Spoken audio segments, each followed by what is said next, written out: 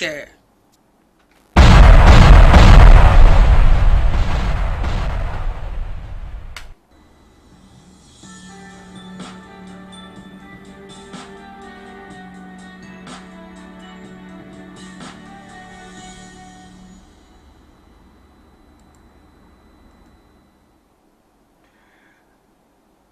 Adúpẹ́ fún Ọlọ́run ọba wo ó náà ni èmi àti yín dúpẹ́ fún lónìí.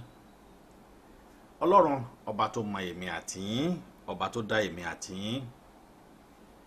Ọlọ́run ọ̀hún ó náà ni èmi àti yín fi ọpẹ́ fún tá a fi yìn fún, torí pé kò sí ọba kan tí ọpẹ́ yẹ fún bí kì í ṣe Ọlọ́run. Bẹ́ẹ̀ kò sì sí ọba kan tí yìn yẹ fún bí kì í ṣe Elédùmarè, ọba tó ṣẹ̀dá èmi àti yín.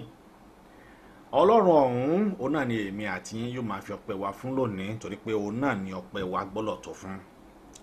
A kí gbogbo ẹ̀yin tí ẹ ń darapọ̀ mọ́ wa lónìí, ẹ bá wa ṣe ètò yìí, a bẹ̀ yín pẹ̀lú orúkọ Ọlọ́run ọba. Ẹ bá wa pín ètò yìí, ẹ jẹ́ kó kárí ilé, ẹ jẹ́ kó kárí oko, torí pé tẹ́ bá wa ṣe ètò yìí, òun náà ni àwọn tí wọ́n ń wò wá ni wọ́n fi lè rí wa wò dáadáa, torí pé ẹ̀yin náà lè bá wa share ẹ̀. Ẹ bá wa ṣètò yìí, ẹ jẹ́ kó kárí ilé, ẹ jẹ́ kó kárí oko, ẹ jẹ́ kó dé ibi tó yẹ kó dé, torí pé a máa rí ọgbọ́n kan kọ́ lónìí. Nínú ọgbọ́n tá ó sì máa rí kọ́ lónìí, òun náà ni wípé struggle tá gbé dání yìí, kí ni tó wà ń bẹ̀, kí ni tó rọ̀ mọ́,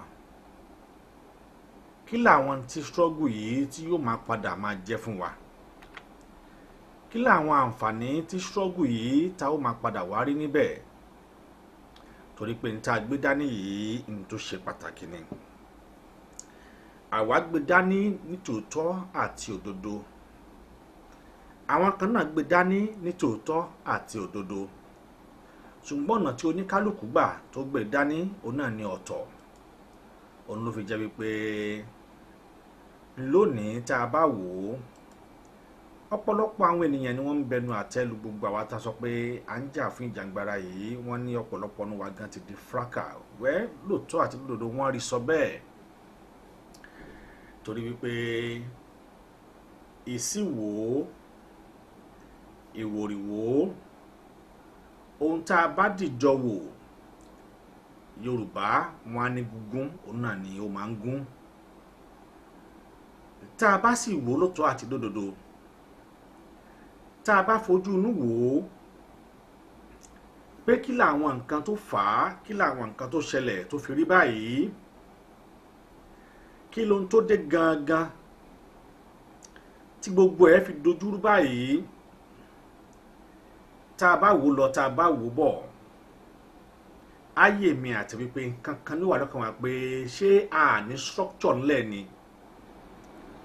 because tá a bá ní structure, tá a ní blueprint ńlẹ̀, ṣé oníkálukú yóò mọ òdiwọ̀n ibi tó yẹ kó dé àti ibi tó yẹ kó dé, oníkálukú yóò mọ ibi tó yẹ kó yà sí àti ibi tó yẹ kó yà sí.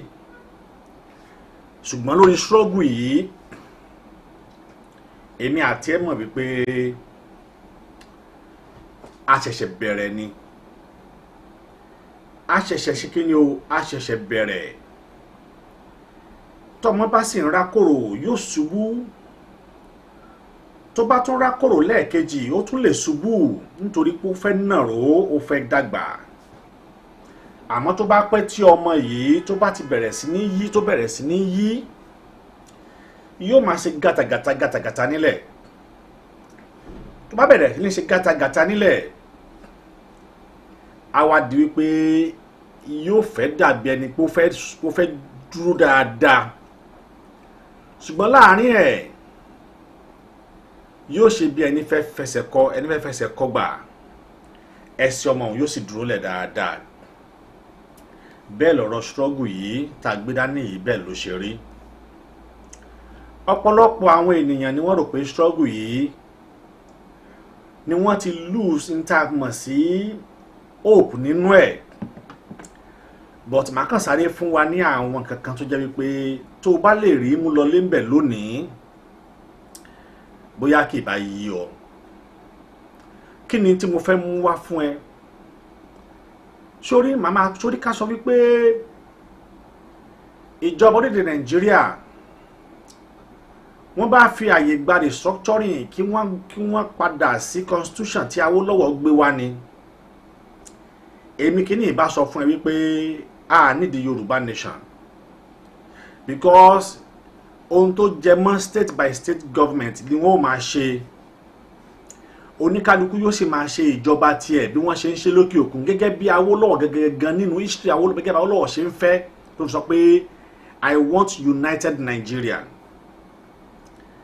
United Nigeria ní ìbá padà wá jẹ́ ká ní wọ́n bá gbà á kó ṣẹlẹ̀ ni ṣùgbọ́n tá a bá rántí wípé nígbà tí Ọbáfẹ́mi Awólọ́wọ̀ nígbà tó lọ ṣe constitutional conference ní 1958 Awólọ́wọ̀ tó lọ ṣe constitutional conference ní 1958 yìí ó ní ní tó ṣe lọ ṣe ó dẹ̀ ní tí Awólọ́wọ̀ fẹ́ mú jáde nínú tó lọ ṣe tó lọ gbà wáyé ní 1958 yìí ó gbàdé ní òwúlò níwọ̀n lóyìí ká lóun la bá lò ní I'm telling you today èmi àti ẹ wò ní sọ pé a fẹ́ jà fún Yorùbá nation mọ́ mo ṣe ń bọ̀ lórí Tinubu àti tí ó padà wá ṣẹlẹ̀ àti àwọn fídíò kan tó ti bẹ̀rẹ̀ sí ní jáde gẹ́gẹ́ bí Àtíkù Abubakar bí èèyàn mẹ́wàá péré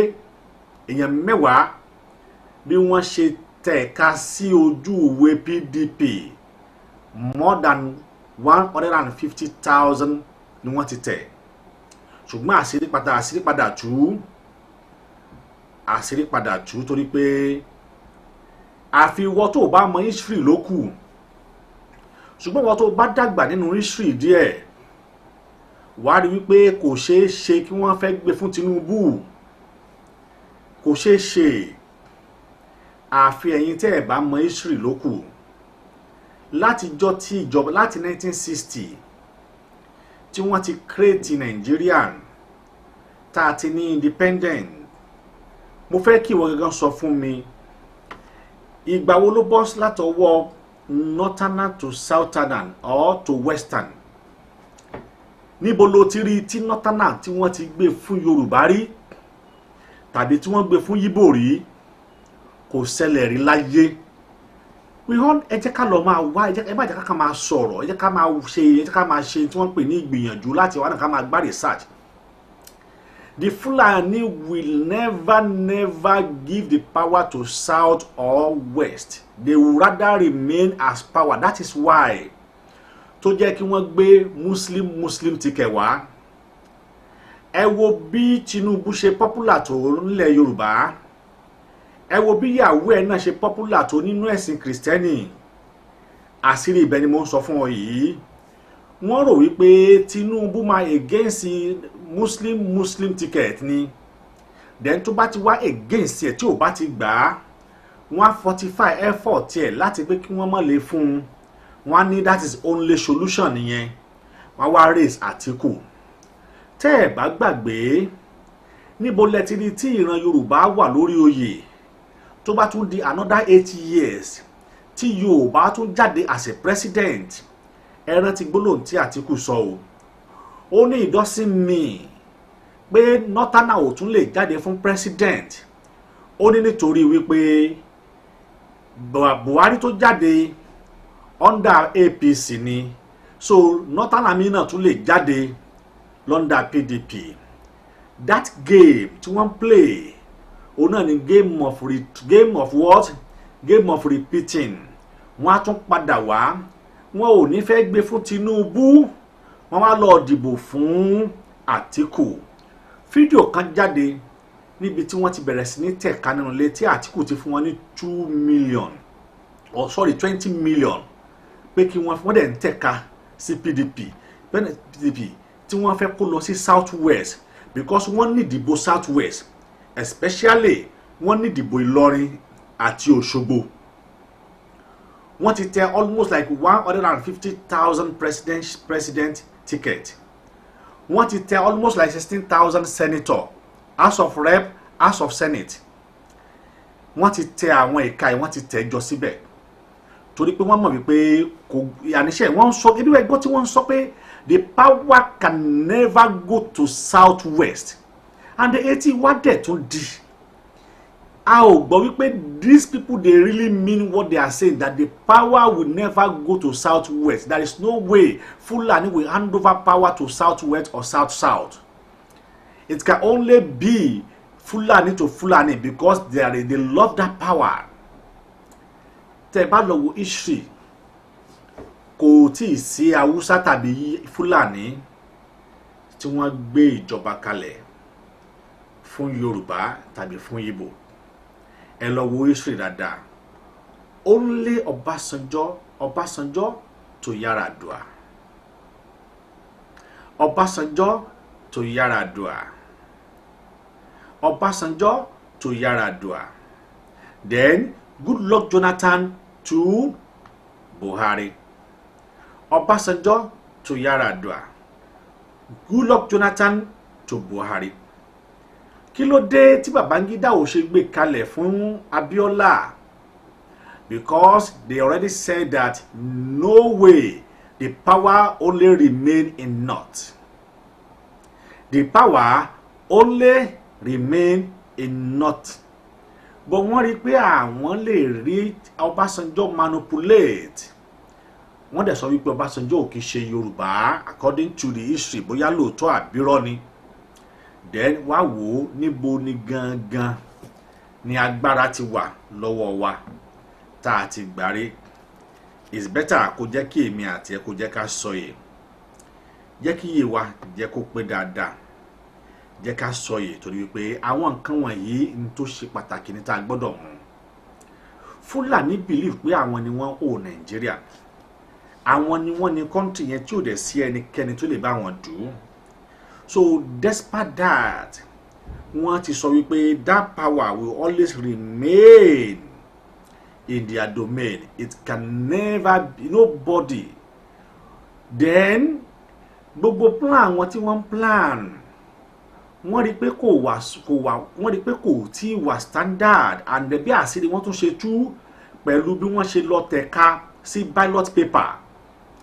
Ballot paper tí èmi àti ẹ ò tí fojú rí, tí ò tí jáde síta nínú táwọn dẹ̀ ti pín pẹ̀lú ẹni tẹ́ sọ pé ẹ fi ṣe INEC officer, tẹ́ ẹ náà fi ṣe INEC chairman. Wọ́n ti pín, wọ́n ti print ẹ̀ síta. Wọ́n dẹ̀ ti tẹ over 60,000 pilot paper ni wọ́n ti tẹ̀. Wọ́n ti tẹ̀ already. Wọ́n ti tẹ̀, àwọn tó tẹ̀ wọ́n dẹ̀ sọ wípé tí àwọn kìíní yóò bá fún àwọn ní owó àwọn pé Kasala máa burst o. Kasala wá burst. Kasala burst tán sí àṣírí tú síta. Nígbà tí àṣírí tú yìí, kí ni tí o fẹ́ kí èmi àti ẹ̀ka ṣe? Jẹ́ kí n wò ó bóyá mo lè rí fídíò ọ̀hún kí n play ẹ̀ fún wọn tó jẹ́ wípé onígbàgbọ́ nínú Nàìjíríà wípé ó mà ṣe o, kì bá ṣe kó understand gravity tó rọ́pò onígbàgbọ́ nínú ẹ̀.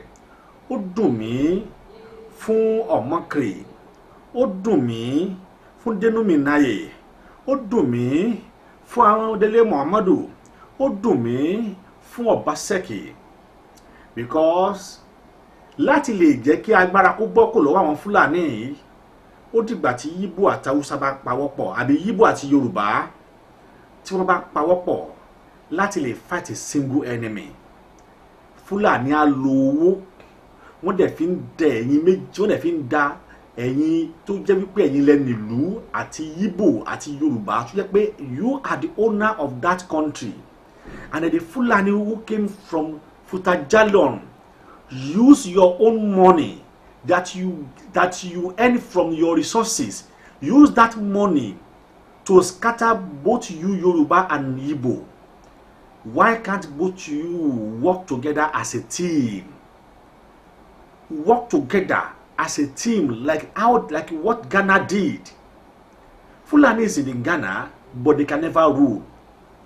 They can never rule because the two religion, the two tribes that is there, they work in a heart together to make sure that they fortify all the Fulani efforts in that place.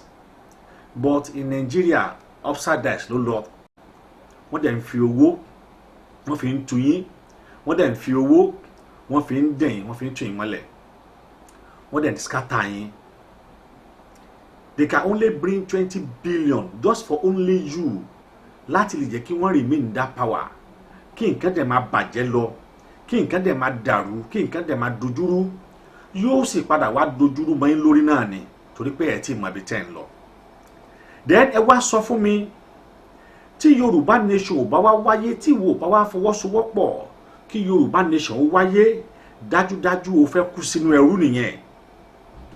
Dájúdájú o fẹ́ kú sí inú ẹrú, because àwọn wọ̀nyí wọ́n padà wá mú ọ lẹ́rú náà nítorí kò sí opportunity tó ní, o ò ní any opportunity, wọ́n padà mú ọ lẹ́rú ni. Ó wá padà máa ṣẹrú níbi tí wọ́n ti bí ọ, ó máa ṣẹrú nílẹ̀ bàbá tó bí ọ lọ́mọ, ó máa ṣẹrú níbi tí wọ́n bí ọ sí, ó máa ṣẹrú níbi tá a pè ní orísun tiẹ̀ gẹ́gẹ́gán. Because tẹ́ bá sọ wọ́n ní Fúlàní wọ́n wá láti Fùtàjálọ̀ ni, wọ́n wá láti kìnìkan, then wọ́n wá láti Fùtàjálọ̀ rèé, wọ́n sì fẹ́ gba ilẹ̀ yín mọ́ yín lọ́wọ́. Wọ́n ní ìdí tí àwọn ṣe tún allow Muslim ticket ni wípé láti lè jẹ́ kí aim and objective àwọn kó wá sí ìmúṣẹ, láti lè ṣe jihad. Wọ́n fẹ́ ṣe jihad fún ilẹ̀ Yorùbá, wọ́n fẹ́ ṣe jihad fún ilẹ̀ Haúsá, because wọ́n fẹ́ ṣe jihad. Ẹ jọ̀ọ́, jihad tí wọ́n fẹ́ ṣe yìí kí ni wọ́n fẹ́ lò? They want to use the power of military. Now nílẹ̀ Yorùbá wọ́n ti kó àwọn army lọ síbẹ̀ bí ẹni tí ogun ti ṣẹlẹ̀ ni o. That is how they want to fear us. That is how they can use the military to conquer us. Pé ẹ lo military láti conquer wọn, ẹ lo military láti destroy wọn. Wọ́n lò ní south náà bẹ́ẹ̀. Ẹ wo ohun tó ń ṣẹlẹ̀ níbẹ̀ ń sìn bí ẹni tí wọ́n ń jawọ́ ni, láti lè jẹ́ kí wọ́n remain silent, láti lè jẹ́ kí wọ́n ṣe kí ni o, kí wọ́n remain silent, láti lè jẹ́ kí wọ́n remain slavery, láti jẹ́ kí wọ́n remain nobody except slavery. Ṣé ibẹ̀ ò ní èmi àti ẹ wá fẹ́ dúró sí? That is the fact tó fi jẹ́ pé Yorùbá nation struggle ó jẹ́ ní tí èmi àti ẹ gbọ́dọ̀ pay a very vital brand láti lè jẹ́ kí ni o kó wá sí ìmúṣẹ. Because ọ̀nà kan ṣoṣo rèé tí èmi àti ẹ fi lè bọ́ lọ́wọ́ slavery o. Ọ̀nà kan ṣoṣo náà ní tí èmi àti ẹ fi lè bọ́ lọ́wọ́ wípé ìrẹ́ra ẹni jẹ. Ọ̀nà kan ṣoṣo rèé tí èmi àti ẹ fi lè bọ́ lọ́wọ́ wípé a padà tá ò bá ṣọ́ra. Tí èmi àti ẹ ò bá ṣọ́ra, a mọ̀ ṣẹrú, a mọ̀ tí ń ṣerú already, a ti wà nínú ẹrú already. Ṣé ó tún wá lè dáa kí ìwọ náà ṣerú kọ́mọ tiwa náà tún wá ṣe ni? Ọ̀nà kan ṣoṣo sì rèé tí èmi àti ẹ lè gbà láti jẹ́ ká rí jíjà gbàgbára fún ìran wa yìí gẹ́gẹ́ bí eléyìí tó jẹ́ pé ó ṣe pàtàkì jù fún èmi àti ẹ láti jà, gẹ́gẹ́ bí ohun tó jẹ́ pé ó ṣe pàtàkì fún èmi àti ẹ láti ní, gẹ́gẹ́ bí ohun tó ṣe pàtàkì fún èmi àti ẹ láti mọ̀ wípé lótìtọ́ àti lódodo ibi tá a ń lọ yìí òun náà ni ọ̀nà òtítọ́ àti iyè máa tẹnumọ́ gbóná yìí, bíkọ́ ohun tó ṣe pàtàkì ni. Ohun tó jẹ́ wípé kò sí ẹnikẹ́ni tó lè bá èmi àti ẹ dù, kò sí ẹnikẹ́ni tó lè bá èmi àti ẹ sọ wípé kí ló dé tí a ò ṣe nǹkan báyìí, torí pé orílẹ̀-èdè mi àti ẹni, orílẹ̀-èdè wa ni. Nígbà tí a bá gba òmìnira ti ara wa, àwa la mọ ara wa, àwa la rí ara wa, kò sí ẹnikẹ́ni tó lè bá wa dù. Ó ṣe pàtàkì kí wọ́n gán mọ̀ wípé tí a bá gba òmìnira ti ara wa yìí, òun náà nìkan ní ọ̀nà èyí tó lè jẹ́ kí èmi àti ẹ kó bọ́ lọ́wọ́ oko ẹrú Fúlàní, ká sì wà ní ọ̀kan ṣoṣo. Jẹ́ kí n sọ fún ọ, mo ní Awólọ́wọ̀ nígbà tó lọ sí Constitution Conference ní 1958, màá mú fídíò yẹn wá fún ẹ kó wo bí Awólọ́wọ̀ bó ṣe gbayì, bó ṣe gbẹ̀yẹ nígbà tó dé tí wọ́n ń gbé black card pé United Nigeria, bọ̀ nínú ọkàn mi àtẹ lónìí, are we truly united Nigeria? Long remembering, history had been made in and by the Western region. The future, with all its golden promise, lay ahead.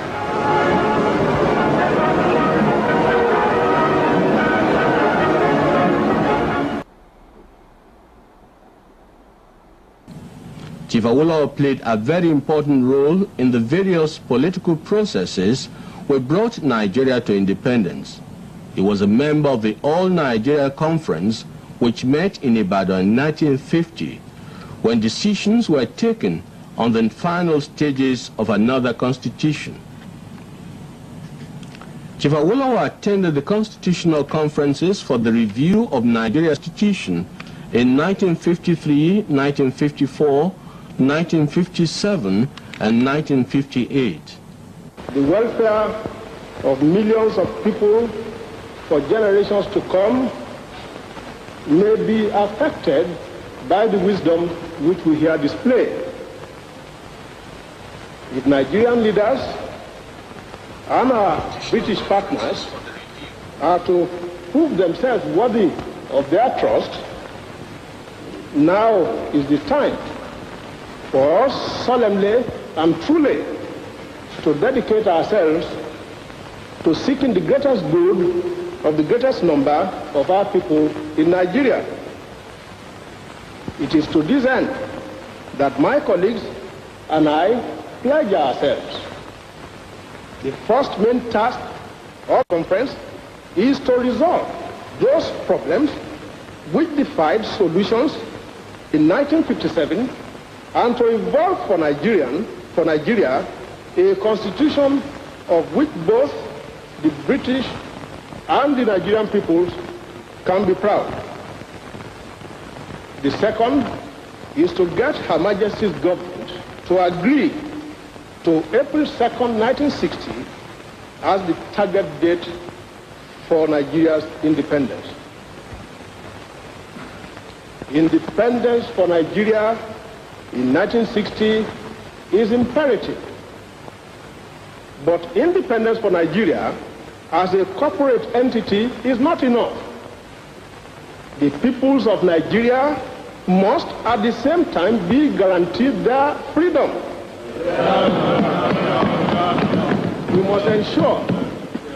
We must ensure that in an independent Nigeria, individual citizens throughout the land enjoy liberty, human dignity, and equality under the law. There must be one Nigeria with one constitution and one law for all. Let us therefore, Mr. Chairman, sir, close our ears to the counsel of despair, which says that we cannot here at this conference agree on a constitution. If there's any doubt among us as to what should be written into the constitution, let us, as democrats that we profess ourselves to be, refer such problems, as the Gaulle has done recently, to the people whom we profess to represent, either just before or at the federal elections late in 1959. It was at the conference of 1958, held in London, that the then Secretary of State for the Colonies fixed a date for Nigeria's independence in 1960. From October the 1st, 1960, your future will be in your own hands. From the bottom of my heart, I congratulate our entire people of Nigeria and the people of Britain for this happy culmination of a political adventure which began in Nigeria less than 100 years ago. In the years that lie ahead, those of us who have the good fortune to lead our people will need statesmanship of a high order and God's guidance in managing the affairs of our country for the benefit of every Nigerian citizen.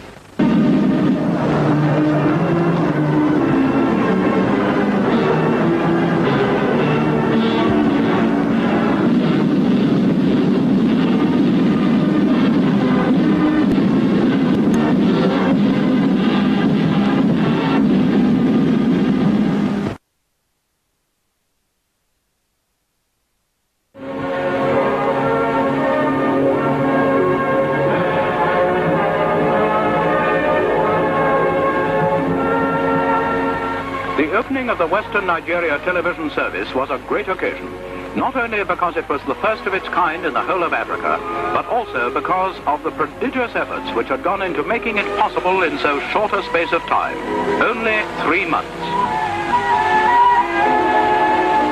It was a proud moment for Mr. Ikoli and the other directors of Western Nigeria Radio Vision when they arrived at Western Hall with many other distinguished people.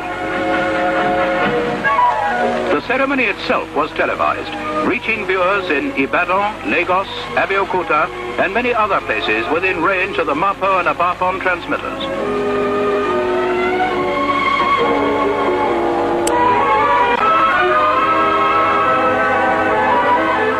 Among the guests on this occasion was His Excellency the Governor of Western Nigeria, Sir John Rankin. Television will bring many benefits to the region.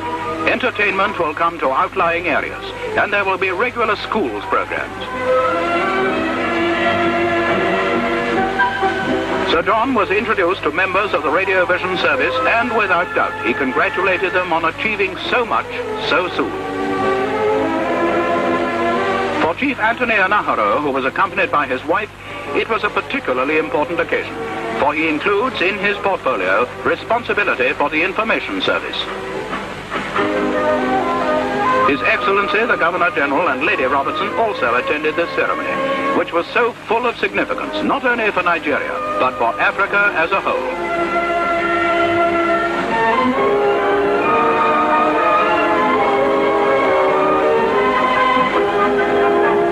To open the news came the Premier, Chief Obafemi Awolowo. His wife was with him. The region which he leads had pioneered public television. It was a moment of pride and congratulations as he met the distinguished guests and the people who will direct the service which can do so much to spread news, education and amusement throughout the territory and beyond.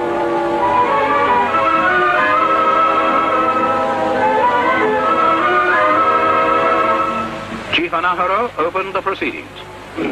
Your Excellencies, ladies and gentlemen, on behalf of the government of Western Nigeria, I welcome all of you to the official opening of the television service in this region. Today is a great day in the history of this region, and I think also in the history of the development of television and broadcasting services on this continent. And I'd like to thank you all very much for coming here this evening to join us in this official opening. I call on His Excellency the Governor-General, Sir James Robertson, to say the opening remarks.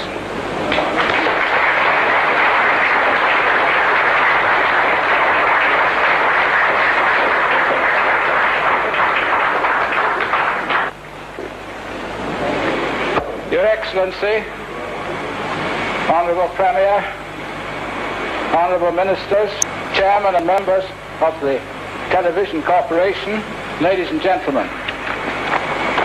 It is a great pleasure to me to be present here this evening at the inaugural ceremony of the Western Region's television service.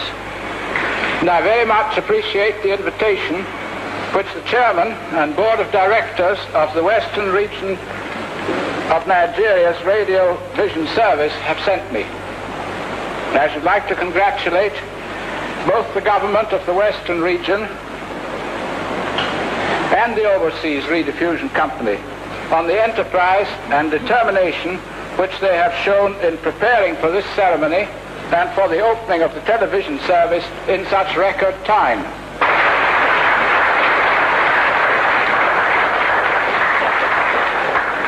Chief Awolowo spoke next. Your Excellencies, Your Highnesses, ladies and gentlemen, few events in my life have given me so much pleasure. Jẹ́ kí n rọra fi mọ́ níbi tí ó dẹ̀hùn. Ìwọ wò ó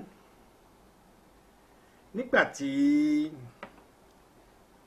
James Robinson tó jẹ́ aṣojú Southwest Protectorate nígbà yìí, ẹ wo iṣẹ́ tó rí tí Awólọ́wọ̀ ṣe. Àwa la ní Western Region Television Services tí wọ́n sọ di NTA lónìí. Nàìjíríà ò ní rárá, àwa la ní. Wọ́n kankan jókòó kó ohun tí wọ́n ń pè ní history. Torí ẹ̀ ni wọ́n sọ pé wọ́n fẹ́ cancel àwọn history ní Nàìjíríà, especially in the Southwest, tó jẹ́ pé we have the history of how our great grandfather do their life in a peaceful way. Then tó wá wò ó, Awólọ́wọ̀ lọ ṣe Constitution Conference l'Amẹ́ríkà ní 1958. Owó bó ṣe address wọn on that particular constitution. Ó dẹ̀ ní constitution yìí yóò mú unity wá fún United Nigerian. Ó ní if there is any dispute, we will come together in a round table and discuss about it. Then èmi àti ẹ jẹ́ ká béèrè wa léèrè, where is that constitution? Where that constitution that bring unity, peace into that country? But it was changed by Abubakar Salami. Wọ́n change ẹ̀, wọ́n pàwẹ̀dà, wọ́n sọ̀rọ̀ àwọn di chameleon. If it is that constitution tó bá jẹ́ pé òun la ṣe ń lò lónìí ni, I'm telling you the truth. Èmi ò ní síbi tí mo wáyé. I will never travel to anywhere because constitution yìí fàyè gbà mí láti gba ilé ọ̀fẹ́, láti gba ọkọ̀ ọ̀fẹ́, láti jẹ́ kí ìjọba kí wọ́n substitute life me from the day I was born till the day I will die. But ask yourself now, where is that constitution? The constitution has been thrown into dustbin. That is why tó fi jẹ́ pé lónìí tí àwọn tí wọ́n jẹ́ bàbá wa nílẹ̀ Yorùbá tí wọ́n bá ń sọ pé restructuring because wọ́n mọ ń t'Awólọ́wọ̀ gbé dání, wọ́n mọ ń t'Awólọ́wọ̀ fẹ́ ṣe. Gbogbo àwọn bá Fásọ̀rọ̀ tí gbogbo wọn àǹkó bẹ́ẹ̀ yẹn Adébáyọ̀ gbogbo wọn yẹn, they know what that constitution is talking about. That is why tí wọ́n ṣe ń pariwo pé restructuring. But àwọn Fúlàní yìí ò ní gba restructuring torí pé wọn ò ní gbà kí wọ́n padà ṣẹ̀ṣẹ̀ àárọ̀. Wọn ò ní gbà kí wọ́n padà wá máa tọrọ jẹ.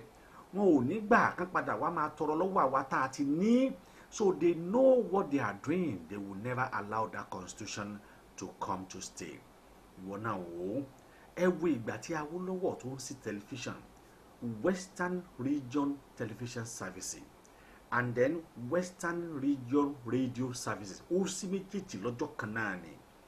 Ẹ wo àwọn tó pè Anthony Enahoro ló give speech kó tó wá di pé James Robinson tó jẹ́ aṣojú àwọn akónilẹ́rú nígbà náà torí pé olóńsojú South Protectorate nígbà tí Lọ́lúgà tó ń sojú Northern Protectorate. Olójẹ́ kó jẹ́ wípé kí so wá pọ̀ nígbà tó ti rí pé kíní yìí ó ń bẹ lọ́wọ́ àwọn ọmọ kóòtù òjíire. Olójẹ́ kí wọ́n padà wá sọ pé àwọn á máa lo Southwest láti lè subsidize poor economic in the North. Ló sọ wípé the marriage between the rich wife for sultans, which is South, and the poor husband, which is North, will bring an happy marriage. But this have never been an happy marriage between North.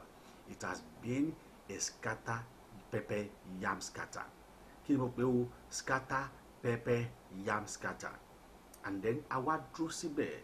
Wọ́n wá ń sọ fún wọn wípé the only way tá a lè gbà òun náà ni ká separate.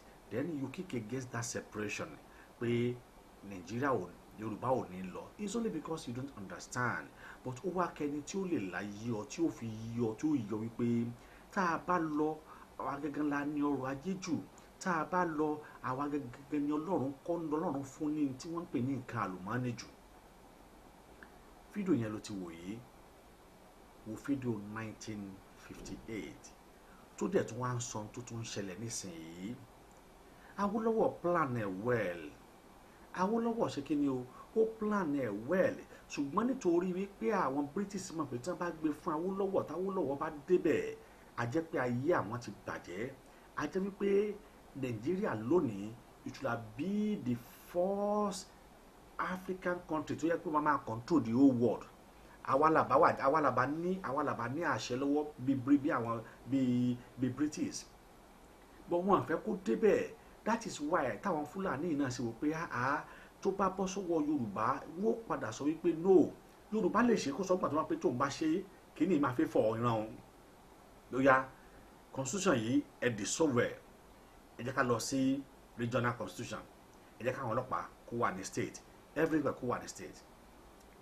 Expect Ọbásanjọ́ kó ṣe lélẹ̀ tó bá jẹ́lẹ̀ gan lọ́básanjọ́ bá ṣe gan ni it will be a better fún ọ̀ràn Yorùbá, ṣùgbọ́n bàbá yìí kò nífẹ̀ẹ́ ẹran Yorùbá lọ́kàn. Ó wò wípé ayékú má jẹ́ ṣe níṣẹ́ láwọn fi ṣàwádà dànù.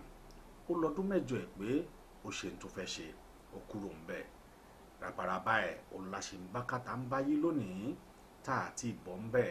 Elédùmarè yóò jẹ́ kí ìran Yorùbá kó bọ́ lóko ẹrú tá a wà yìí. Mo fẹ́ kí ìwọ náà wá gbòó àwọn tó yẹ kí ìwọ náà mọ̀ lélẹ́yìí, àwọn tó yẹ kí ìwọ náà kàn pé kò sí bá ṣe fẹ́ ṣe bòlò tí ò ní rùn gbẹ́. Ọ̀nà wo la fẹ́ gbà tẹ́ ẹ bá sọ wípé ẹyin kó má ṣẹlẹ̀. These people have their own plan, they have their own game and they are master planner. Àwa ló wá kù táwa náà wò wípé ọ̀nà táwa náà lè gbà ni pé ká fortify effort wọn, ká destroy gbogbo aim and objective fún wọn wípé wọn ò tún lo tí wọ́n ń pè ní divide and conquer. Mi ò ní parọ́ tẹ̀ ẹ́, iye ìbò tí wọ́n dì fún Àtíkù Abubakar níbo ló ti possible kí Yorùbá lo ọdún 8 ní president kó tún wá nípò tó fẹ́ gbé fún Yorùbá ẹgbẹ́ wọn àti ní mind débẹ̀. We are not wicked to that level, but àwọn Fúlàní yìí they believe in power, they will remain in power, so that is why it is very difficult fún Tinubu láti débẹ̀ kì í ṣe pé because wọn ò ní jẹ́ kó débẹ̀ ni. Tí wọ́n bá postpone election yìí fún another 6 months, ohun tí wọ́n wá ní wípé within that 6 months kí aburú kó ṣẹlẹ̀ sí olódì Tinubu. I'm not praying that. That is why tí Àtíkù gan find it difficult wípé ẹni tó ń bá òun figakágbà yìí ẹni tó rí owó ná ni. Ẹ̀yin náà wò ó lẹ́sùn pé wọ́n dìbò wọ́n ṣe rally ní Kano lásán, ọmọ Tinubu ó fún àwọn tó wà ní Kano ní 10 million. Jọ rally tí wọ́n ṣe lọ́sùn tàbí tí wọ́n ṣe lóńdó tàbí tí wọ́n ṣe lọ́yọ̀ọ́ tàbí tí wọ́n ṣe níjẹ̀bú èlò ni wọ́n fún wọn. Ǹjẹ́ ọmọ Tinubu wá ṣe wá fún lówó? Ó sì lọ sí Kano ó lọ fún wọn ní 10 million. Òyìn ni pé owó tó tún kó lọ síbẹ̀ yìí owó yẹn náà ni wọ́n tún lò láti lo against Tinubu. Owó tó lọ fún wọn yìí owó yìí náà ni wọ́n tún padà lò láti lè kanta bàbá ẹ̀. Owó yìí ni wọ́n padà lò láti lè rẹ́ bàbá ẹ̀ wálẹ̀. Owó yìí náà ni wọ́n padà lò láti tẹ ojú bàbá ẹ̀ mọ́lẹ̀. We all need to reason very well the reason why we are pé à ń jà fún ìjàngbara tiwa because a ti rí àká agbọ́ adẹ̀tún fojú rí. Ìrìnàjò tá a rìn òun ló jẹ́ kó difficult fún wa láti gba òmìnira torí pé àwọn ọmọ wípé n tá a gbé dání òótọ́ ni, n tá a dẹ̀ ń sọ yìí it is true. We know what we are saying pé à ń fẹ́ òmìnira tiwa, à ń fẹ́ òmìnira tó dájú, à ń fẹ́ òmìnira tó yẹ pé kò sí ẹnikẹ́ni tí yóò bá wa dù.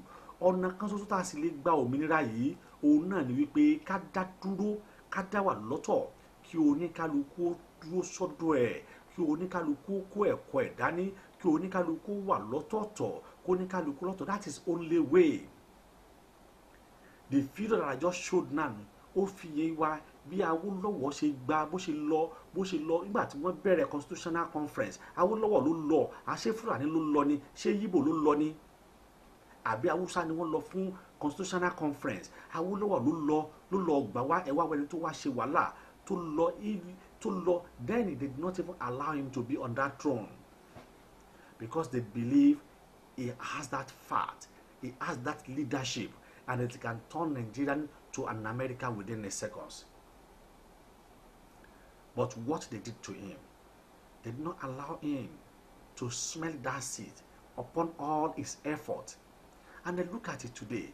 All what that man as Awolowo have suffered for, it is what Nigerians sit on it today.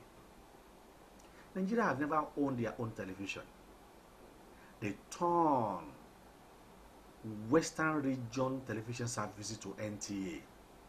They turn Western Region radio services to NTA radio.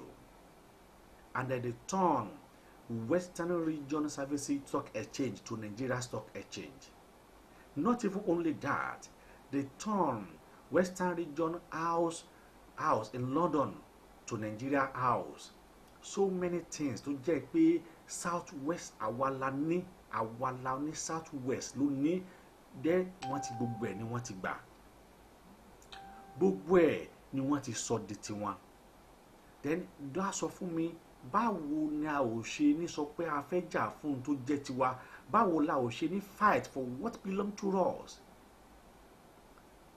We all are fighting for what belongs to us. It's not that we are fighting for what is not belong to us. It is Fulani and Hausa who are taking something that is not belong to them. Then báwo la ṣe fẹ́ ṣe?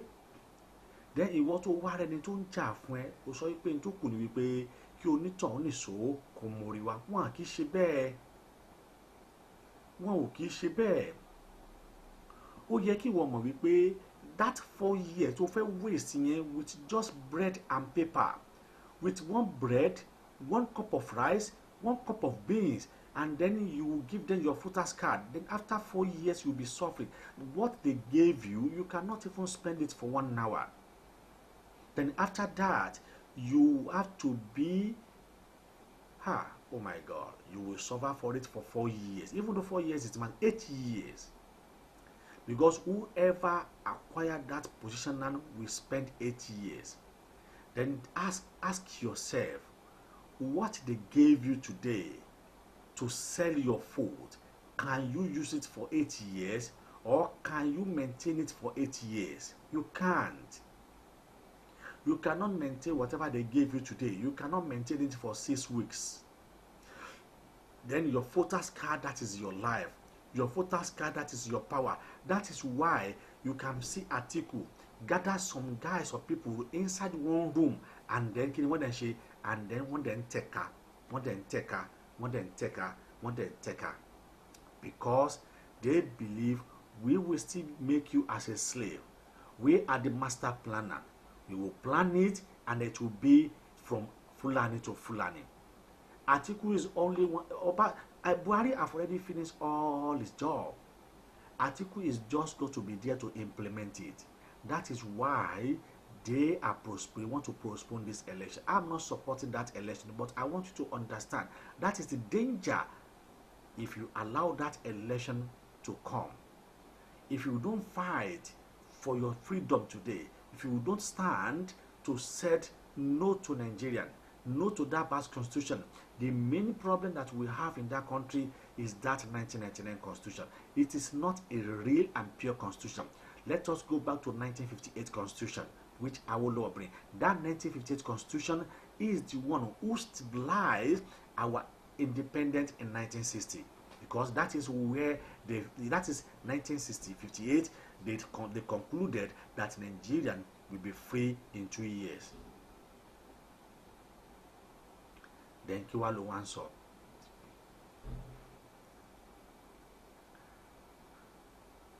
Then àwa ń sọ fún ẹ wípé kọ́mọdé ó má ròkè láńgbòdo, kọ́mọdé ó má ròkè láńgbòdo. Ó wá ń sọ wípé àwọn tí wọ́n ń jà fún Yorùbá nation, oníṣẹ̀ṣẹ̀ṣẹ̀ ni wọ́n ń wá. Kò wá ṣe mí láàánú, wàláì kò ṣe mí láàánú bí kì í ṣe Kọ́lá Abíọ́lá. Ó mà ṣe o. Ìwọ tó mọ irúkú tó pa bàbá tó bí ọ, ìwọ tó mọ irúkú tó pa bàbá ẹ, ó wá ní pé Sunday Igboho àti Kanu pé tí wọ́n bá mú wọn ó yẹ kí wọ́n pa wọ́n ni, pé sẹ́sẹ̀ ni wọ́n ń wá. Ṣé ká sọ wípé arákùnrin yóò gbọ́n? Ṣé ká ní òmùgọ̀ òní arákùnrin yìí? ṣé ká sọ wípé ilé ayé ẹ̀gàn òjò òun gan lójú òun gòrò ilé ayé ẹ̀gàn lò because tó bá rí ilé ayé ẹ̀ lónìí kò ní sọ gbólóhùn yẹn jáde. Gbogbo wa pátápátá la gbọ́dọ̀ mọ̀ wípé tá a bá ń jà fún ìran ẹni, tá a bá ń jà wípé we want our own independence, there is nothing like a freedom. Freedom is only thing that can make you think well. Freedom á jẹ́ kó ronú dáadáa. Freedom á fún wọn níròrí. Freedom láyé kò sí tí a lè fi freedom wé. No matter how it is small, although it is very difficult to have it, but when you have your own freedom, you have everything. You have everything if you have your own freedom. Yoruba nation yìí tí gbogbo wa ń jà fún yìí táwa kan ń jà fún tá ń pariwo yìí, ṣé tá a bá gbà tán ṣé àwa nìkan la fẹ́ jẹ ọ̀rọ̀ ẹ̀ ni? Ṣé àwa nìkan la fẹ́ jẹ ọ̀rọ̀ ẹ̀? Are we the only one? Tó fi jẹ́ pé àwọn tí wọ́n wà nílé gan, they don't even care about that. It is those who are in outside the country even clamoring for that freedom. Ó mà ṣe o. Ó mà ṣe. Ó ṣe mí láàánú. Bóyá ẹ̀ẹ̀kan tí ẹ mọ̀ wípé àwọn kíní yìí ní plan tó níyẹn tó burú gan o. Bóyá kí n tún padà play fídíò ibi tí wọ́n ti ń sọ nípa plan wọn, bóyá kí n tún lọ wá fídíò yẹn wá again. Níbi tí wọ́n ti ń sọ wípé níbi táwọn bá ṣe dé báyìí n tó kù ní káwọn parí the remaining job, àwọn ti finish everything, kò sí àwọn ti finish. Then bóyá yíwọ wípé tó tí a bá tètè gbára wa kalẹ̀, tá a bá tètè sọ pé a fẹ́ lọ́sìn, á padà wá ṣerú ayérayé. Á padà di wípé a sì wá omi lójú báyìí, a ò ní rí. A wá omi lójú, a ò ní rí. Ẹkún ò ní ṣe é sùn. Ẹkún kò ní ṣe é sùn nítorí pé ohun tí wọ́n ní ní plan fún èmi àti ẹ, àṣírí wọn ń tú lótìtọ́, àmọ́ bí àṣírí wọn ṣe ń tú tó iye tí wà ò sí. Àṣírí tí wọ́n ń tú ni àmọ́ iye tí wà ò sí. Àṣírí tí wọ́n ń tú ni ọpọlọ tí wà ò là. Àṣírí tí wọ́n ń tú ni iye tí wà ò sí.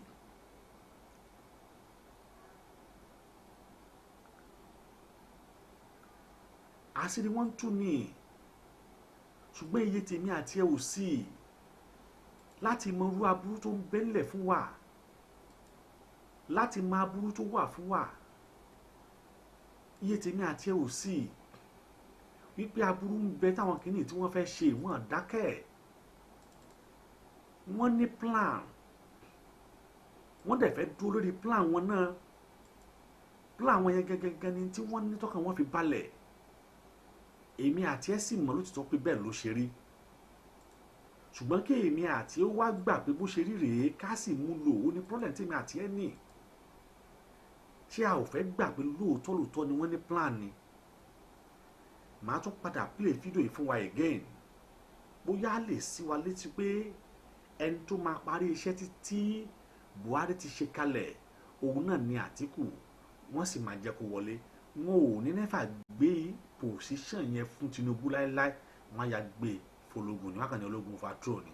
Jẹ́ kí èmi àti ẹ ká tún gbọ́ fídíò yìí ká tún wo kó tún wo tó ṣẹlẹ̀. The president has said it to Nigerians already. 2021, December 2021. That is essentially 2 years from now. That's what it is.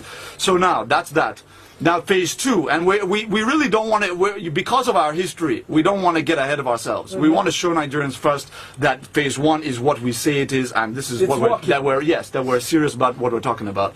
But phase 2, just for our people to know, is that by December 2023, we're building right now. We're in the process of finalizing the financing, I should say, to be very precise, on a $2.8 billion gas pipeline, because Mr. President has strategically seen, he's looking into the future, and he can see that oil is going to give way eventually. By 2040, oil is not going to be the commodity that it is right now. But what will still be a very hot commodity internationally is gas. So what Mr. President is doing is he's placing the Nigeria into a kind of a strategic pivot from oil, maximizing our oil production now while it's still hot, but ensuring that we use those resources to pivot more into gas. So we finished the FID, the financial investment, the final investment decision on NLNG Train 7. Now what that means for us is that one third of our total gas production in the nation today, one third of it is going to be added to the current total of gas that we're adding, just with this one added Train 7 that we're putting into place. So it's a very big deal. That's just one effort. So now we're building this $2.8 billion pipeline that's going to come from the Niger Delta through AYEKOOTOTV into Kaduna, into Kano. Now the medium term, and this is why I say the president is a visionary. People don't yet know, but they're going to be finding out as time goes on. The reason why he's constructing it is for two reasons. One, we need to industrialize northern Nigeria. It's very, very important for several reasons. Social reasons, economic reasons. We need to do that. That's number one. Number two is we want to connect that gas pipeline up through Niger Republic into Algeria, Tunisia, and all of these North African countries that need our gas. They are dependent right now on insufficient gas supply from some other countries, and they have interest in making sure that we have this abundant gas, and that could be the future of the Nigerian economy. So instead of talking about news and talking about we're switching already. We're moving into agriculture. We're moving into solid mineral reasons. One, we need to industrialize northern Nigeria. It's very, very important for several reasons. One, we need to industrialize northern Nigeria. It's very, very important for several reasons. One, we need to industrialize northern Nigeria. It's very, very important for several reasons. One, we need to industrialize northern Nigeria. It's very, very important for several reasons. Social reasons, economic reasons. We need to do that. That's number one. Number two is we want to connect that gas pipeline up through Niger Republic into Algeria, Tunisia, and all of these. Number two is we want to connect that gas pipeline up through Niger Republic into Algeria, Tunisia, and all of these North African countries. Number two is we want to connect that gas pipeline up through Niger Republic into Algeria, Tunisia, and all of these North African countries. Now, we're going to close financing on that with a Chinese firm within the next, I believe it's now 4 months from now. I think we're expecting it around February or March to close on the finance. Now, once that is done, we begin construction. Now, on that pipeline, we're going to build 3 gas-fired power plants on that pipeline. Simultaneously, we're not waiting for the pipeline to finish. We're doing it together so that they finish together. So now what you're going to have is you're going to have a gas-fired power plant in Abuja, 1,350 megawatts. You'll have a gas-fired power plant in Kaduna, 1,350 megawatts, and another gas plant in Kano, 1,350 megawatts. You put that together, that's 4,000 megawatts. Build 3 gas-fired power plants on that pipeline. Simultaneously, we're not waiting for the pipeline to finish. We're doing it together so that they finish together. So now what you're going to have is you're going to have a gas-fired power plant in Abuja, 1,350 megawatts. You'll have a gas-fired power plant in Kaduna, 1,350 megawatts, and another gas plant in Kano, 1,350 megawatts. You put that together, that's 4,000 megawatts. Ṣé o ti rí báyìí? Òun ló ti gbọ́ yìí. Plan na wara bí yóò stop o. They won't stop. Plan won't continue. Ohun tí wọ́n fẹ́ ṣe ò stop. Ìrìn àjò tí wọ́n fẹ́ rìn wọn ò dá dúró. Ohun tó ń bẹ lọ́kàn wọn tí wọ́n fẹ́ ṣe ò dúró. Ẹ wò ó. 2023 wọ́n gbọ́dọ̀ parí gbogbo ohun tí wọ́n fẹ́ ṣe yìí, wọ́n gbọ́dọ̀ complete ẹ̀. Jọ kí ni plan tèmi àti ẹ? Ó wà ń bẹ̀. Wọ́n dẹ̀ ń fi owó tí wọ́n rí ní South West wo iṣẹ́ tí wọ́n fi ń ṣe, wo ọ̀nà tí wọ́n ń gbà. Bẹ́ẹ̀ wọ́n ní wọ́n ń yáwó. Irú òṣè bí Buhari rẹ̀ pé owó tó ń yá yìí kí ni wọ́n fowó ọ̀hún ṣe? Níbo ni wọ́n ń kówó ọ̀hún sí? Ta ló ń gba owó ọ̀hún? What are the projects tí wọ́n ń fowó yẹn ṣe?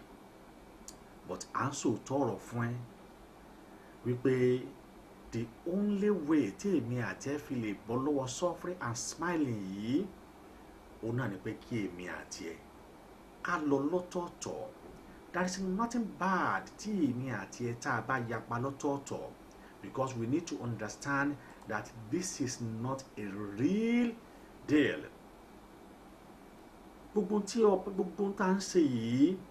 It is only way for us to have our own nation separate. Tá a bá ní Yorùbá nation tiwa, òun náà nìkan ni ọ̀nà tó lè fi ṣe èmi àti láǹfààní. Then gbogbo mùdùmùdù tí Awólọ́wọ̀ ti create nígbà yẹn, that is me to come back. Because Awólọ́wọ̀ show them wípé by southwest religion, a lè provide àwọn nǹkan wọ̀nyí. Ìwọ náà wò, the first television in Africa, it was 1959. Awólọ́wọ̀ ṣe ìjọba between 1958 to 1952 to 1959 when it was ní tàṣìwà ní southwest protectorate, that wà ní southwest region. Ẹ wo àrà tí Awólọ́wọ̀ dá, ẹ wo àwọn nǹkan tí Awólọ́wọ̀ gbé ṣe, ẹ wo ọ̀nà tó lọ láti Èkó sí Ìbàdàn, ẹ wo the first television, the first radio, ẹ wo Cocoa House. Owó kòkó ni wọ́n ṣe fi build ẹ̀, òun ni wọ́n ṣe ń pè é ní Cocoa House. Then that Cocoa House was the first tallest building in Africa at that particular time. Cocoa House only the first tallest building in Africa. But now, sọ fún mi, kí ni rate, kí ni number tí Cocoa House wà lónìí? Number wo ló wà lónìí? Àwọn nǹkan tí a ti ṣe between 1952 to 1959, a ṣètò ẹ̀kọ́ ọ̀fẹ́ táwọn òyìnbó ìgan rí tínú wọn dùn wípé lótìtọ́ àti lódodo àwa la ní ètò ẹ̀kọ́ ọ̀fẹ́, àwa la ní ọgbọ́n àti ìmọ̀ àti òye. Then sọ fún mi, láti ìgbà táwọn Haúsá àti Fúlàní ti ń rù, kí ni development tó dé bá Nàìjíríà? Let us just talk pé o ìwọ tó sọ pé Nàìjíríà máa dá o, Nàìjíríà máa dá o. Then láti 1960 tí wọ́n ti dà wá pọ̀, tí wọ́n ti bẹ̀rẹ̀ sí ní rù alágbádá lọ́wọ́ ìgbà tí wọ́n rù fọlógun lọ́wọ́ tó ń fi alágbádá. Sọ fún mi, kí ni tó lè tọ́ka sí wípé within that particular time to this moment nǹkan tí wọ́n ṣe lélẹ̀, pé nǹkan tí wọ́n ṣe ní ṣé wọ́n lè sọ, ṣé mi lè sọ? Nobody tó lè sọ wípé achievement báyìí òun ní Nàìjíríà ti achieve between 1960 to this moment. But I can tell you, when before the independence, between 1952 to 1959, the only survivor region, it is Southwest region. At that time, we have what we call Western Region Television Service. At that time, we have what we call Western Radio Services. At that time, we have Cocoa House. At that time, we have a 2-lane road from Ibadan to Lagos State. At that time, we have what we call Western Region Stock Exchange, which is now become Nigerian Stock Exchange. At that time, we have our own house, Western House in London, which is now become Nigerian House in London. At that time, within 9 years, at that school, our mama one lost school of over 5,000 students. On Lawolowo lost school of they even thought that it would not be possible. They were shocked because kì í ṣe tí wọ́n believe ni wọ́n rò pé kò lè exist, wọ́n rò pé kò lè ṣẹlẹ̀. And then at that time, tí àwa ti ń give ètò ẹ̀kọ́ ọ̀fẹ́, no person in this world, in this world, nobody tó ti ṣètò ẹ̀kọ́ ọ̀fẹ́.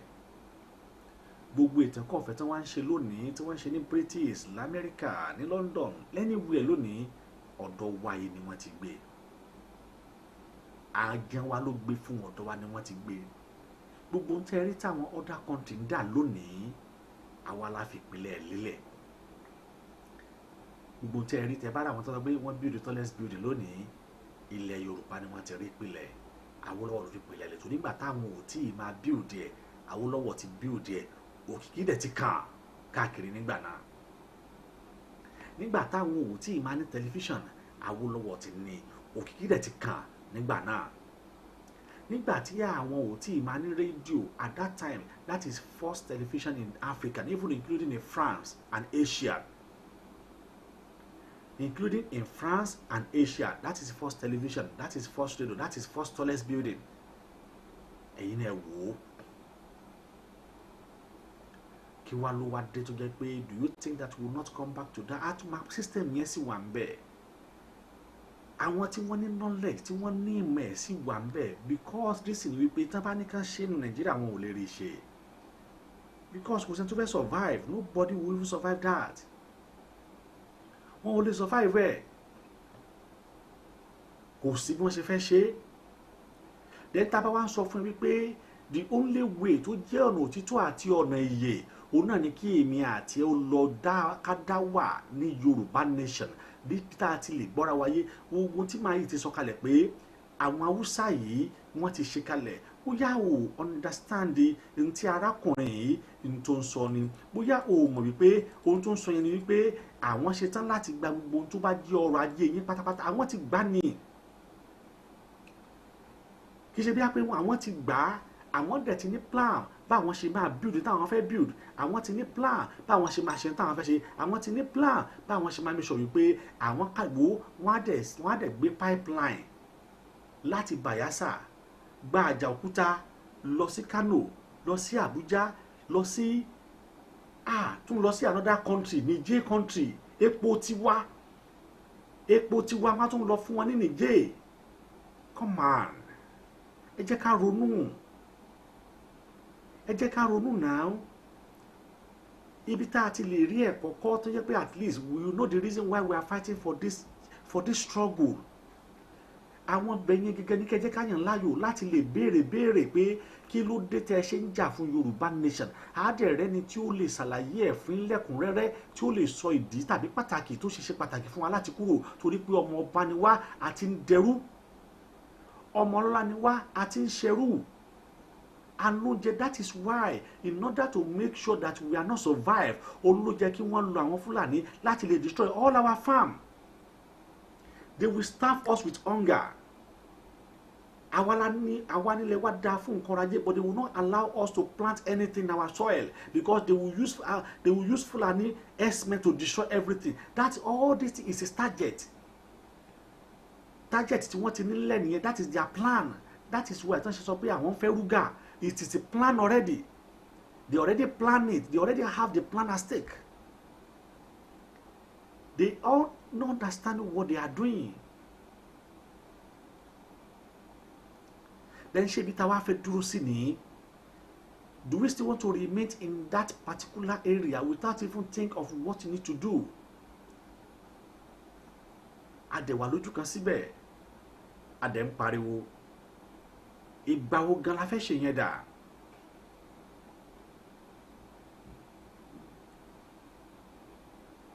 Ìgbà wo nìyẹn a fẹ́ ṣe yẹn dà? Àwọn nǹkan wọ̀nyí, àwọn nǹkan tí wọ́n fi ń dà wá láàmú ni, àwọn nǹkan wọ̀nyí, àwọn nǹkan tí wọ́n fi ń destroy wa nìyẹn. We are all destroyed systematically. We are what? We are destroyed systematically. Tá a dẹ̀ ní agbára kan láti ṣe, tá a dẹ̀ wà ń bẹ̀ náà hopeless, jobless. Báwo la ṣe wá fẹ́ ṣe? We need to think the reason why. Ẹ má wo wípé Yoruba nation today, it has become a fracas. Yoruba nation today, it has become a mere of game. Kẹ́nìkan máa sọ wípé a ti reclaim, a ti gbà, when we are still in Nigeria. Ẹ má jẹ́ ká wò yẹn. Let us look deeply to the merit that we will gain, and then most important, we have to look at the dangerous that is in it. It will fail. The dangerous that is in it if we fail to achieve our aim. That's exactly what we need to look at. Because if we fail to achieve our aim and objective, we are completely remain a slave. And our unborn generation will never forgive us. Ọlọ́run yóò ràn wá lọ́wọ́, Ọlọ́run yóò ṣàánú fún wa, Ọlọ́run yóò ràn wá lọ́wọ́. Ẹ jẹ́ kí èmi àti yín, ẹ jẹ́ ká dìde. Ẹ jẹ́ kí èmi àti yín, ẹ jẹ́ ká gbáradì láti gbára wa kúrò, láti gba ohun tó jọmọ́ ẹ̀tọ́ tiwa. Ó ṣeé ṣe fún wa láti gbà. I'm telling you the truth, it is very easy to have our own nation if we are united. It is very easy to have our own nation. Tá a bá ti ṣe kíni o, tá a bá ti unite. Tá a bá ti ṣe kíni, tá a bá ti unite, ó easy fún wa láti gba òmìnira ara wa. Ohun tó easy láti gbà ni, ṣùgbọ́n ó kù bá wa gangan bá a ṣe fẹ́ unite láti lè gbà, bá a ṣe fẹ́ sọ ní ṣọ̀kan. Ṣẹ́dẹ̀rí, ọjọ́ tá a bá ti mọ̀ pé this is our core enemies ọjọ́ tá a bá ti mọ̀ pé this is our core enemy á dẹ̀ mọ̀ wọ́n lóòótọ́ pé enemy wa ni wọ́n. We know that they are our enemies, but it is very difficult for us to understand the fact that we need to fight together as one body. We need to fight together as one body. If you can be able to do this, I'm very sure our victory is at corner. Lọ́run yóò ràn wá lọ́wọ́, Lọ́run yóò ṣàánú fún wa. Ibi tí èmi yóò ti dánu dúró ní àkókò ilé ká tún ríra wa padà lọ́la ní agbára Ọlọ́run torí pé ohun tá ń ṣe yìí ohun tó ṣe pàtàkì fún èmi àti ẹni ohun tá ń ṣe yìí ohun tó yẹ kí èmi àti ẹ ká mú ní ọ̀kúnkúndùn ká mú ní tó jẹ́ pé ohun tó yẹ ká ní ṣùgbọ́n lágbára Ọlọ́run Elédùmarè ọba tó dá èmi àti ẹ yóò fún wa ní ẹ̀tọ́ wa gbà láyọ̀ àti àlàáfíà ha ní kú sọ́nà bí èéfín. Mo fàsìkò yìí mo fi kí amójú ẹ̀rọ mi Ẹ̀mí Ọbágùn ló wípé ẹ ṣé gan ni ẹ kú àdúrótì. Bẹ́ẹ̀ ni mo kí Ọmọtọ́ṣọ́ ẹ ṣé gan ni àwọn tí mo rí tàjọ ṣe ètò nìyẹn ọdún mo rí pé lórí platform lórí page àwọn tó bá wa wò pọ̀ but àwọn silent watcher òun náà ni ó pọ̀ jù lónìí àdúpẹ́ lọ́wọ́ yín ẹ ṣé púpọ̀ gan. Elédùmarè ọba yóò ṣàánú fún wa yóò dẹ̀ wá ràn wá lọ́wọ́. Ẹ jẹ́ ká bàbá pé tá a bá gbọ́ orílẹ̀-èdè wa òun náà nìkan ni ọ̀nà àbáyọ tó lè fún wa ní ìsinmi. Tí a bá kọ̀ tá a bá gbà á ìyà tí ó jẹ wá yóò ju tẹ́lẹ̀ tó jẹ Júdásì lọ o. Ó sì yẹ kí kinní yìí kó yé àwọn tí wọ́n jẹ́ Islamic scholar kí kinní yìí kó yé àwọn tí wọ́n jẹ́ Christian scholar wípé kò sí ọ̀nà kankan kò dẹ̀ sí àbùjá lọ́rùn ọ̀pẹ because àwọn wọ̀nyí they can never agree with the restructuring of that constitution. They can only come with an amendment and ibi tí wọ́n dẹ̀ máa amend ibi tó máa fẹ́ fọ́ wọn fún ni. We are in a separate country. Àwọn kan lo Sharia law, àwọn kan sì ń lo Nigerian law. Are we not understand this?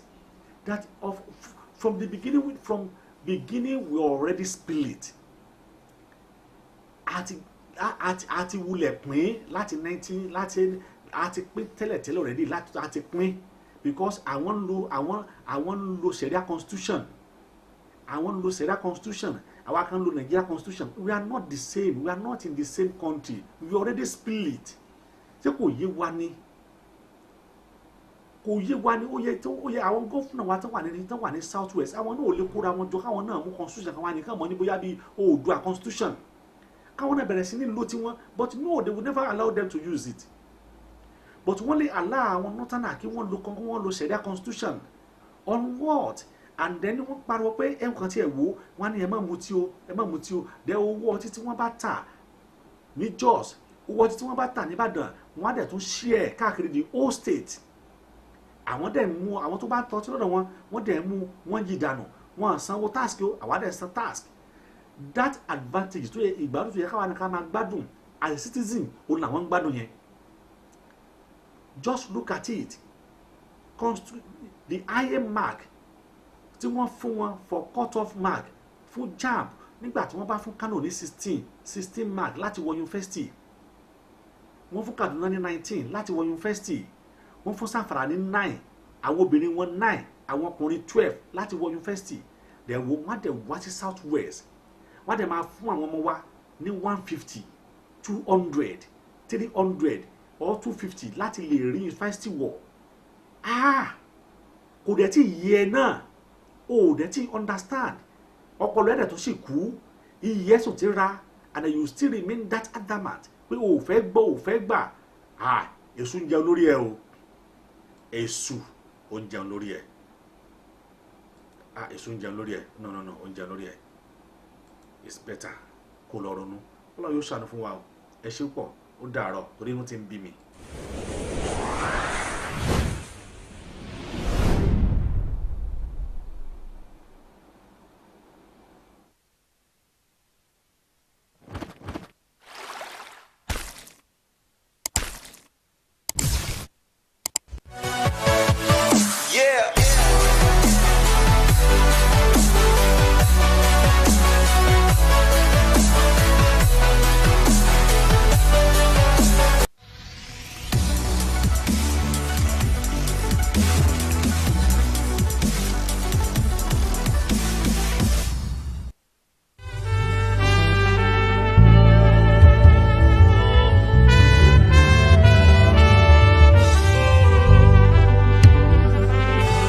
All we are saying, Yoruba nation.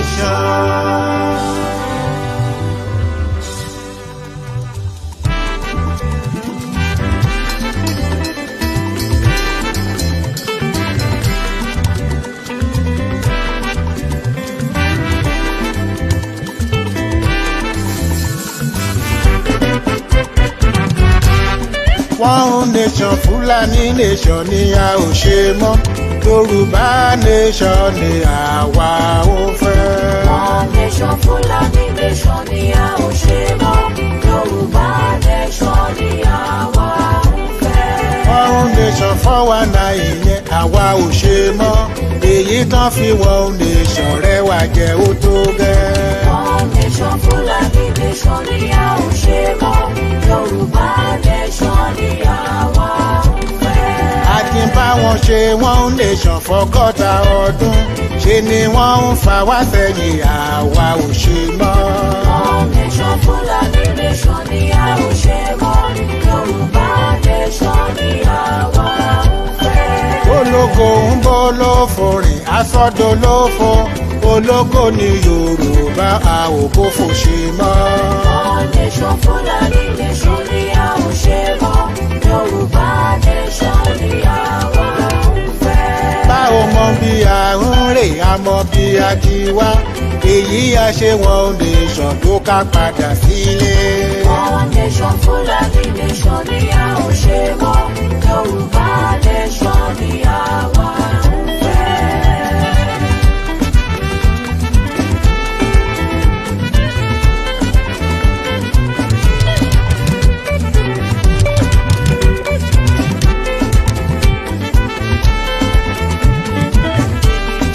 Odò tí ń ṣàn tẹ̀lẹ̀ kan tó so má dágún. Àkàtà tó so wà pọ̀ ibi ni wọ́n fi ṣe. Odò tí ń ṣàn tẹ̀lẹ̀ kan tó so padà gùn. Àkàtà tó so wà pọ̀ ibi ni wọ́n fi ṣe. Àṣà wa ò ṣọ̀kan, èdè wa ò ṣọ̀kan. Níṣe ni wọ́n so wà pọ̀ kan lè má rẹwà jẹ. Odò tí ń ṣàn tẹ̀lẹ̀ kan tó so padà gùn. Àkàtà tó so wà pọ̀ ibi ni wọ́n fi ṣe. Aṣọ ẹran mẹ́ran tẹran kan fẹ́ lù kan pa. Àbá tètè pín wọn níyà kẹ́mi ó tó bọ́. Odò tí ń ṣàn tẹ̀lẹ̀ kan tó so padà gùn. Àkàtà tó so wà pọ̀ ibi ni wọ́n fi ṣe. Àwa ló ń ṣiṣẹ́ owó àwọn ló ń lọ. Ìrẹ́jẹ yìí papọ̀ ju àwa ò ṣe mọ́. Odò tí ń ṣàn tẹ̀lẹ̀ kan tó so padà gùn. Àkàtà tó so wà pọ̀ ibi ni wọ́n fi ṣe.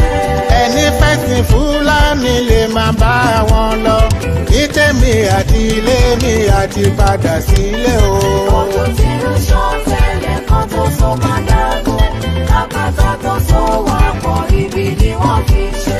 Ó ṣe kínní, ó lulẹ̀, ó ṣe kejì, ó lulẹ̀, ó ṣe kẹta, ó lulẹ̀. A ò bá ṣubú ṣe rèrè àwa ò ṣe mọ́. Yorùbá nation ló kàn ẹ̀yà gbé wá. A ò bá ṣubú ṣe rere àwa ò ṣe mọ́. Yorùbá nation ló kàn ẹ̀yà gbé wá. Àtẹ̀ríba fún wọn tó wọ́n kó wa ń wọ́gbó. Oko ẹrú tó ń kó wa rè àwa ò lọ mọ́. A ò bá ṣubú ṣe rere àwa ò ṣe mọ́.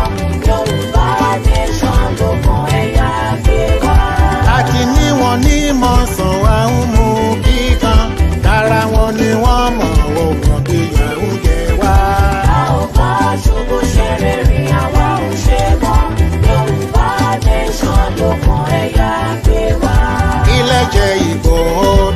láfi pé kó kú a ò bí sórin mẹ́jà ò káyà túká.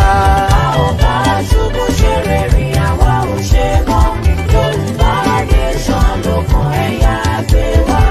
a ò ṣe one nation mọ́ a padà sílé tí Yorùbá nation ìlú olómìnira. a ò bá ṣubú ṣe rere àwa ò ṣe mọ́.